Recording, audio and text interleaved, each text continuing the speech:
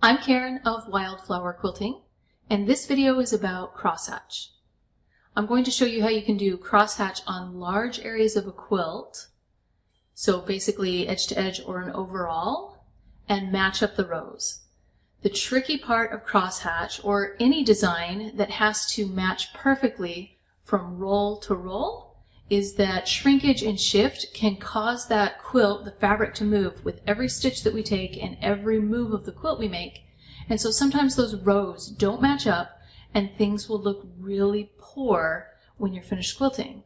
So I'm going to show you the method that I use to make sure that your crosshatch looks beautiful and that all of your points match.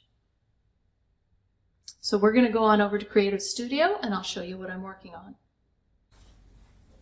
I already have my quilt loaded. What I'm doing today is just working on a large piece of sateen that I will be putting some cross-hatching on. And then I'll be using it for a different project. In fact, I'm using it for Christmas stockings. So I want the entire piece of fabric to be covered in crosshatch. The first thing that I'll do is draw a boundary of my current quilting area.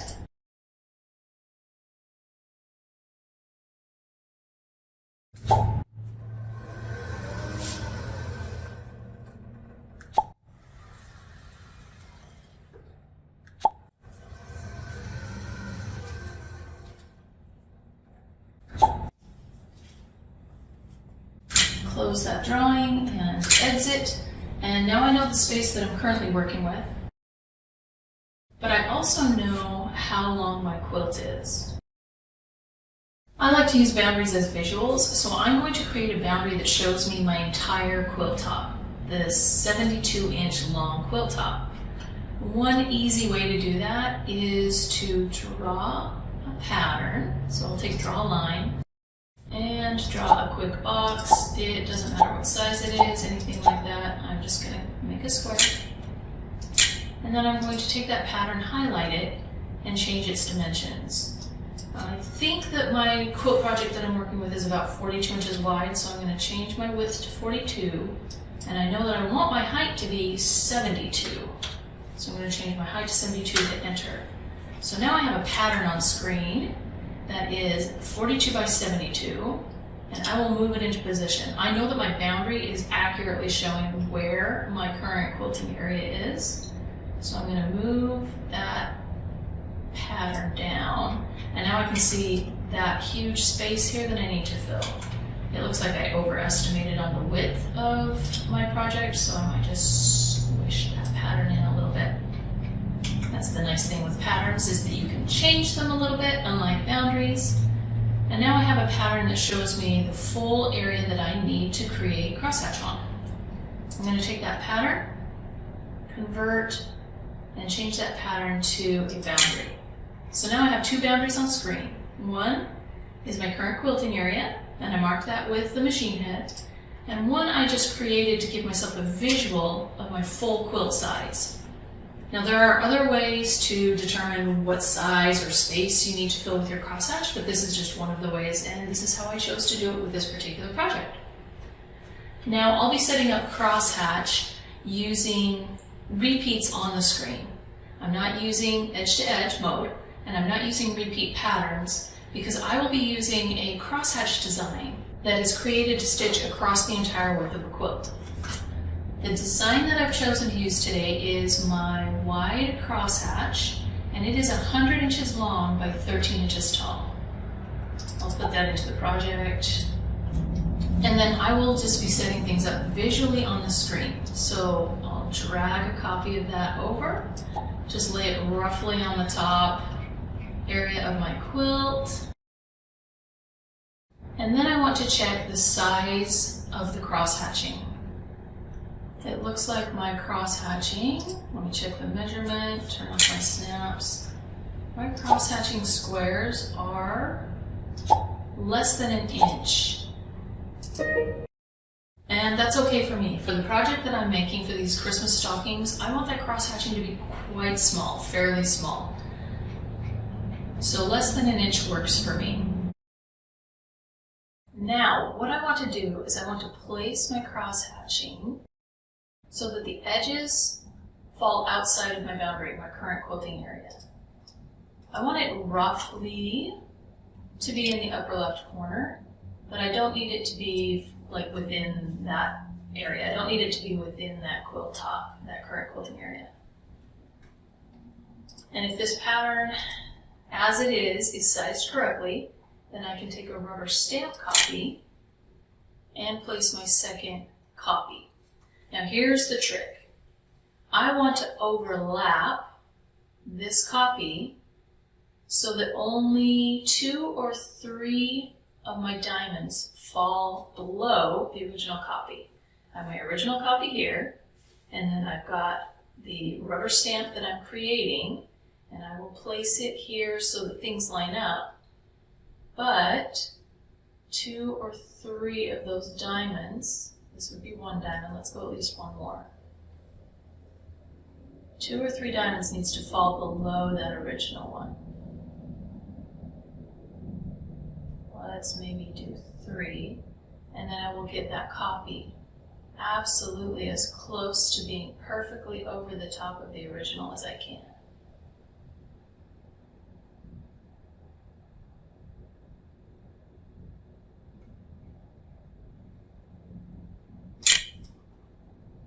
Place that rubber stamp copy,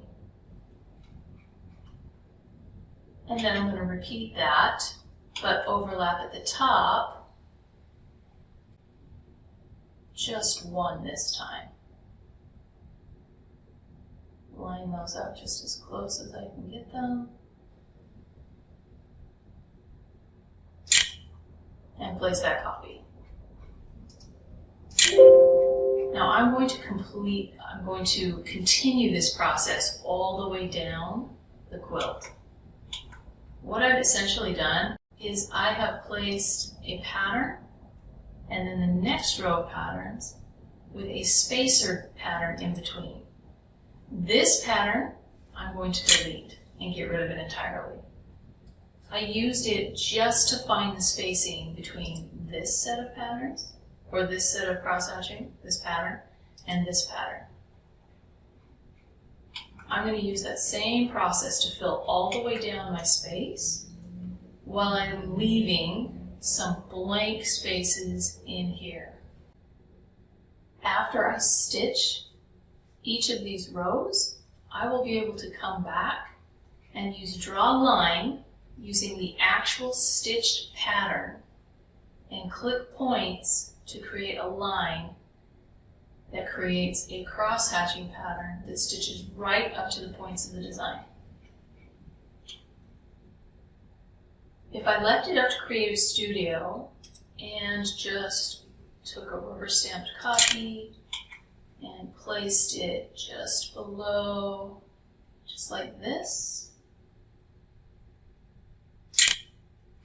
If I left it right there and stitched this one and then came back and stitched this one, most likely, because of shrinkage and shift, something would change and the patterns would look more like, you know, out of balance. One would be shifted to the side, or maybe the quilt didn't roll up perfectly straight, so one side would be higher than the other.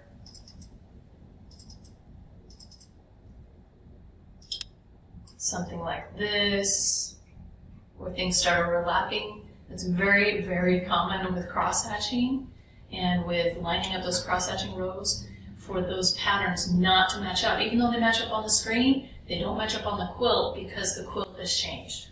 So let me get rid of that pattern that I changed and come back to the rubber stamped copy, make a nice clean copy, come down here and repeat the process I did earlier where I have 3 diamonds below, and then I'm going to take another rubber stamped copy and overlap 1 diamond, and then I'll come down here and overlap. Just leave the 3 diamonds below, and don't be afraid to scroll in, to zoom in, and get just absolutely as close as you need to. And I will just keep placing these repeats, these copies of this design, all the way down until I've filled all of my quilting space. Let's see, we'll come down here and do 3 now. And overlap it by 1. Keep going down.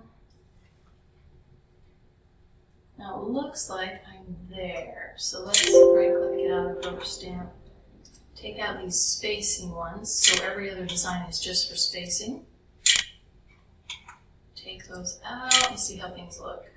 Okay, looks pretty good.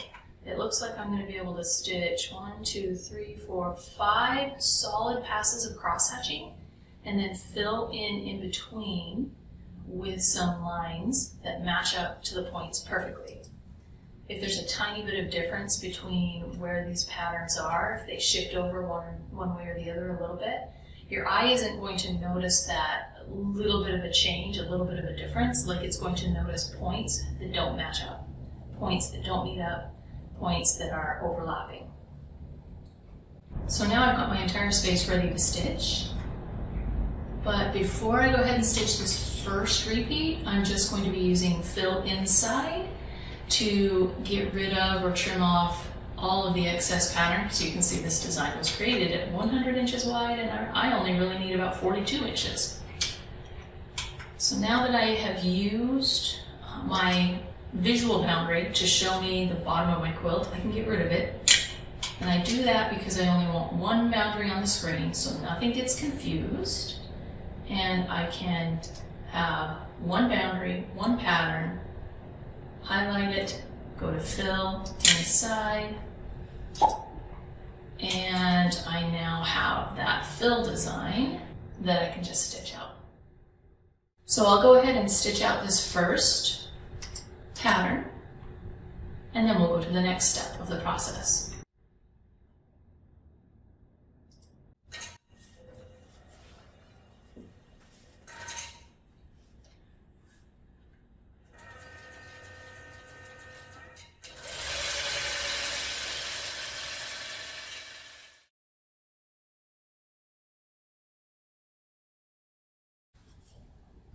Now the first section is quilted, and I'm ready to roll the quilt and advance the patterns on the screen and then stitch the second section.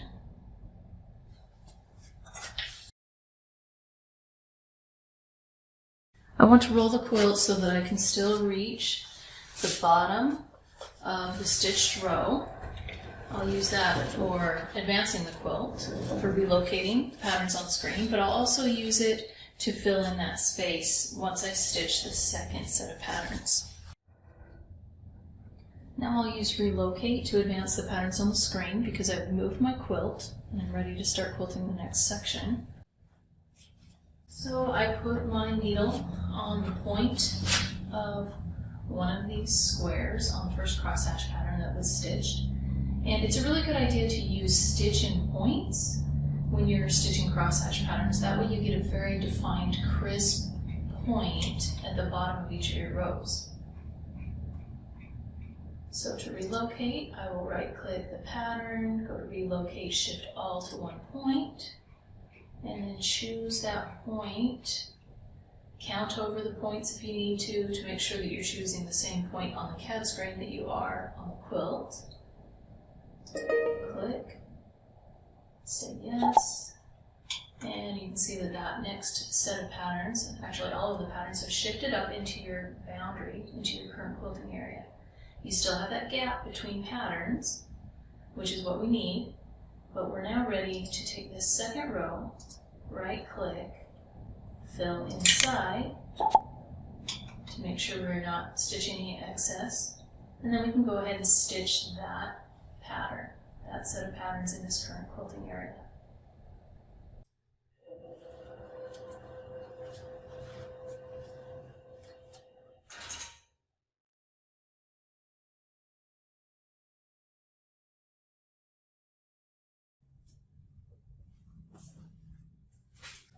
Now that my second row is stitched, I'm going to pull up that bobbin, cut it, hit continue. And before I move on to stitch the last row or the next row, I'm going to fill in the space in between these two rows. I like to do that as I go down the quilt. I have that space right here in between the first set of crosshatch and the second set of crosshatch that were stitched. I've got that space and I'm ready to go ahead and fill it in.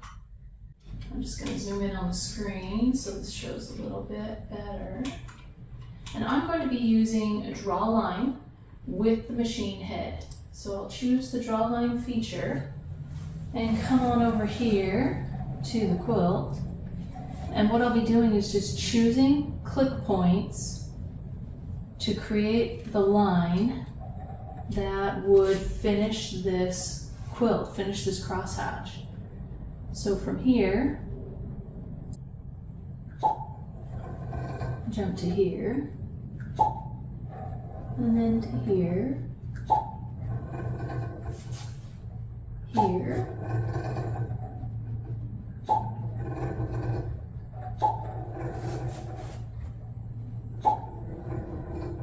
all the way across the quilt, and then back again.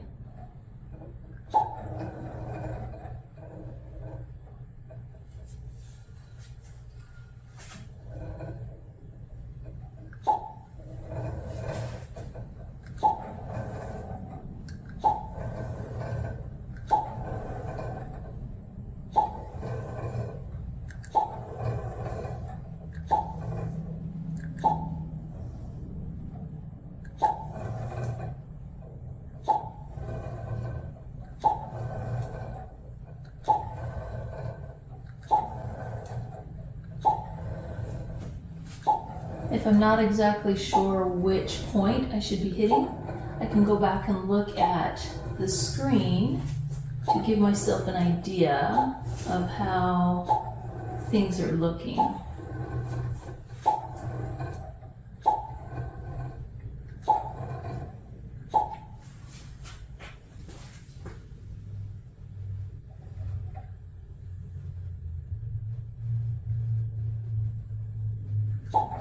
One more time back and forth.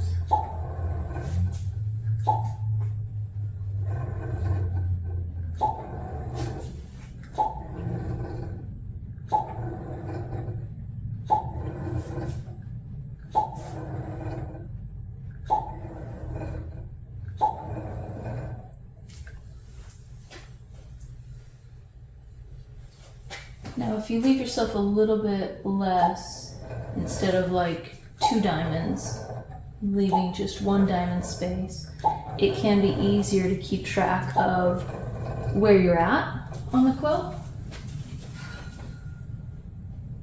And it's also faster to finish this part of the process.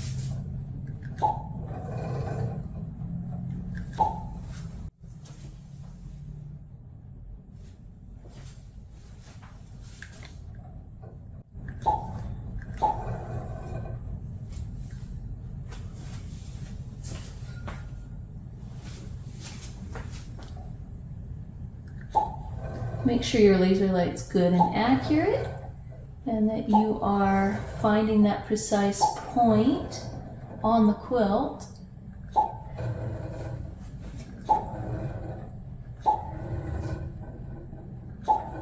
Before you click and then move on. I'm just about done.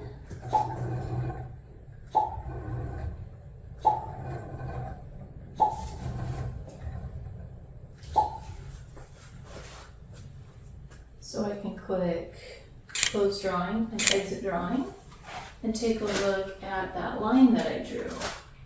Now do not worry that it does not match up with this pattern that's been stitched on screen, because remember that pattern is perfect. It was how it was placed on the CAD screen. But now that it's been stitched on the quilt has shifted, the quilt has moved. That's exactly why we choose points on the actual quilt. Because this pattern point right here is now right here. I know that because I just marked it accurately. you'll notice that this one that was just stitched is off by less because it was more recently stitched and it had the benefit of having the stabilization from the first pattern already on the quilt.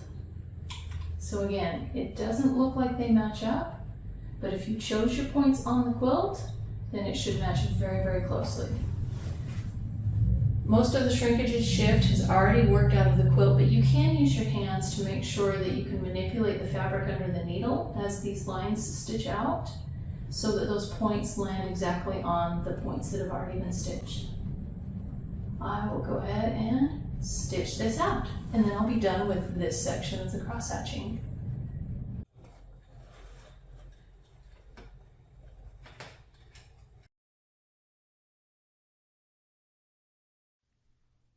And this is the process I would use all the way down the quilt. I would stitch an area of crosshatch, roll the quilt, leaving the space, stitch the next area of crosshatch, and then fill in using the draw line stitching. Then I would advance the quilt, stitch the next section of crosshatch, and then fill in the space using draw line. Over and over until the quilt is finished. This method assures that the crosshatch points match perfectly from roll to roll. And I hope you got a little bit of insight from this admittedly long video, but hopefully it will be useful to you. Thanks for watching and enjoy.